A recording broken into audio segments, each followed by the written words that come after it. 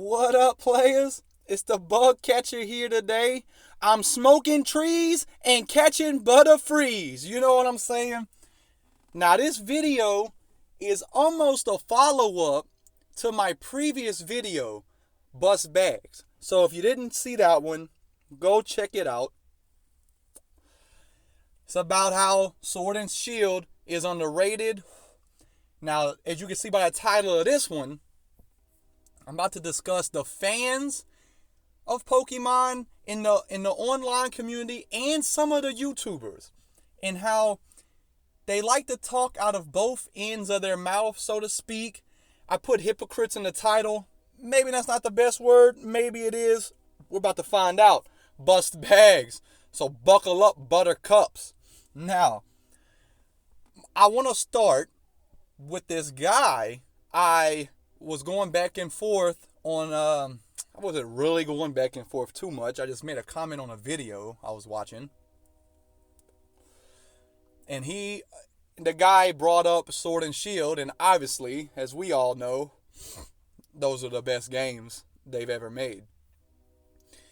I made a comment similar to that, and someone replied to me back saying, none of the characters have any depth, and then he tried to use Marnie as an example of this. And he said, and I quote, "What does Marnie have going for her except that she's cute?" Are you kidding me? What does she have going? First of all, if all you see in these characters is if they're attractive to you or not, maybe you're the problem, right? But what does Marnie have going for her? Let's just see. Her brother is a gym leader. She has a whole team behind her. Team yells her team. They cheer her on. They follow you around. And if you notice, she's real shy at first, kind of to herself, and team yells real obnoxious and whatnot. But by the end of the game, she's so comfortable with you and done broke out of her shell, she's cheering with Team Yell for you against the Cosmo motherfuckers. You know what I'm saying? Then she takes over her brother's gym. Like, that's a lot of character depth right there. And that's just one example in that game. Another one, I'm trying to recall if I watched this on a video or if it's just I feel like this is a big thing about Pokemon in general. So is the graphics. And I heard this is what it was. Somebody said, I don't know if I read it or what, but someone said we should boycott the games. But no one's man enough to boycott the games, is basically what he said. He goes, well, if no one likes the graphics, why don't we all boycott the games? But no one will do that. Now, while there is a point in that, fundamentally, he didn't even use common sense, because how many adults, like, cause he has to be talking to the adults who play Pokemon, because he's not talking to the 11-year-old who wants to Mega Evolve Dragonite for the first time and whose parents is gonna buy the game.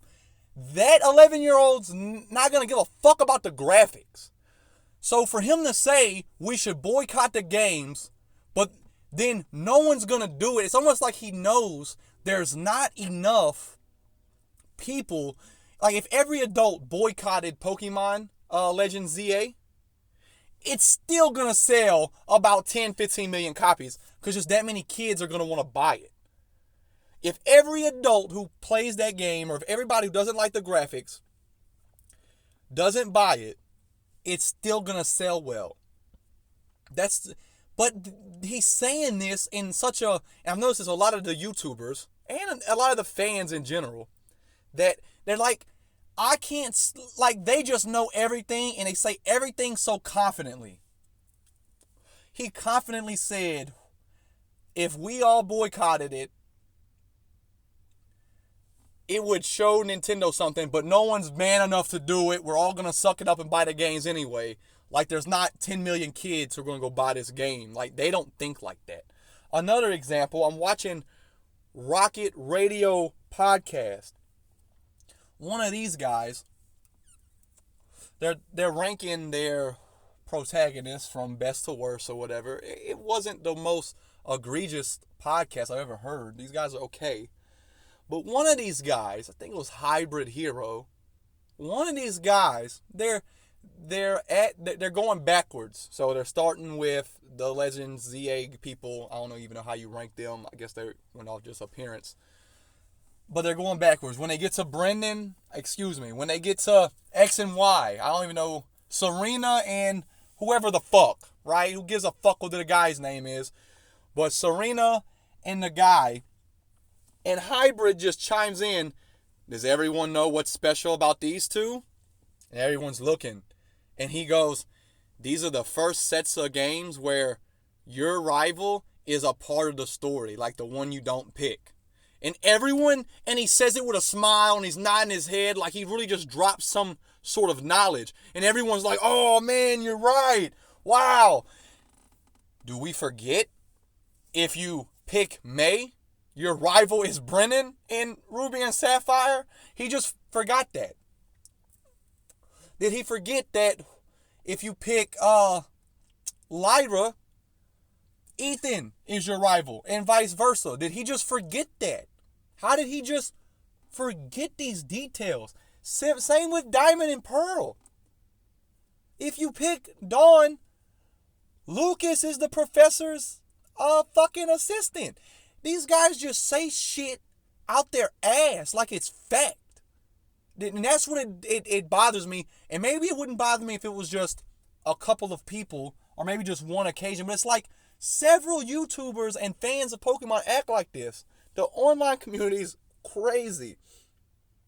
Not so Ace Trainer. He just posted his video. Will Pokemon Legends ZA finally fix this modern Pokemon problem? And he's talking about Sword and Shield and Scarlet and Violet, how the towns are lifeless. Scarlet and Violet, I agree. But I guess he didn't play Sword and Shield hard enough. Because as he's saying, Gen 8, each town is lifeless. He's showing footage of Bologna, if I believe that, with the city with the mushrooms, the fairy gym leader. He's showing that city inside the building where you deliver the note from the ghost kid to that old guy. But right before he talks to that person, he fades out like it's just boring. Like you know what you just faded out on as you're saying there's nothing to do in this city. Or as he's in Gen 8, and he uses this city as an example. Since he had a clip of Bologna, as he said Gen 8 cities are lifeless, I'm just going to use Bologna as an example. Of course the gym's there. Some people might not like that I'm bringing the gym up, but some cities don't have gyms, so it's something to do in this city. Fuck bags. The gym's there. You can deliver the note. You can battle the trainer for the Eviolite. You can dress a certain way in all pink or something for that one lady. 1, 2, 3. There's something else you can do there. It's escaping me at the moment. Turf field, there's the puzzle. The gym badge guy there's Milo is there. They got the puzzle to get the expert belt. Sonya shows you there's some backstory in that city with Sonya. You go back to that city after your bike. You go back to turf field after you get your bike. Can go on water. You can find a wild crocodile or whatever the fuck, level 50 in the water. And there's some items over there, like in turf field, behind the way. So that gives you a whole reason to go back there. Moto Soak is beautiful. You can change clothes there. Not every city lets you do that. Certain cities there may not be as much to do. They got the new clothing options. These people just talk out their ass. This YouTuber here I like, Party Arley, also talking about Sword and Shield. She has a video. I beat Pokemon Shield using only shiny Pokemon. Fucking amazing video. But as she's battling Piers, she's contemplating or pondering why he doesn't Dynamax. And she pauses the video to explain how these games don't have any depth to them. Fucking bitch.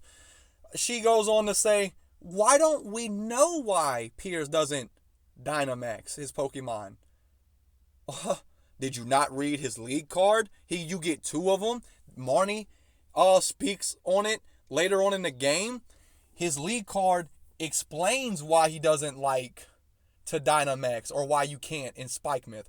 But she very confidently paused the video to say that. Like she just knew 100%. These games been out. She just dropped this video 4 months ago, almost 500,000 views. She really just said she doesn't know why Piers doesn't Dynamax.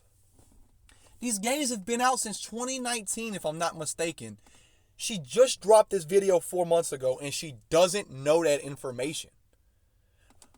So how can she say there's no depth in the game? Because she hasn't explored it enough. But she said that so confidently. My final example on this is this YouTuber named excuse me. The bug catcher has a stuttering problem, busters. It comes out every now and then. Anyway, Cicely, and her video is the Chikorita hate rooted in misogyny. Are you fucking serious? You're trying to bring misogyny and this blue pill, red pill shit into Pokemon. And she goes on to say that people don't like Chikorita because it's a feminine Pokemon. Now, I'm not one of these furries. I'm not judging you. The bug catcher doesn't judge, okay? Do what you want in your free time. But how many Markiplier, if I'm not mistaken, that's his name. Didn't he smash or pass every single Pokemon? Most of the feminine Pokemon are highly regarded. They're some of the best Pokemon, and a lot of the community likes to put these Pokemon in such a high pedestal because they talk about fucking them. So how can she say that no one likes Chikorita because it's feminine when a lot of the feminine Pokemon, Lopunny, everyone knows what I'm talking about right now. If you've even been online with Pokemon, Vaporeon, Lopunny, Gardevoir, Tisserina, Salazzle, everyone knows the memes, right? There's not misogyny. No one has nothing against Chikorita because it's a fucking girly looking Pokemon. It just fucking sucks in the region. The gym leaders and Team Rocket have types that directly beat Chikorita. So when you pick it as a starter, it's hard to get any fucking motion with it.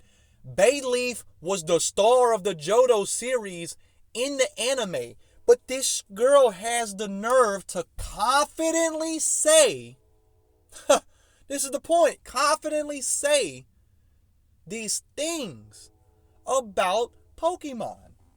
I don't understand it.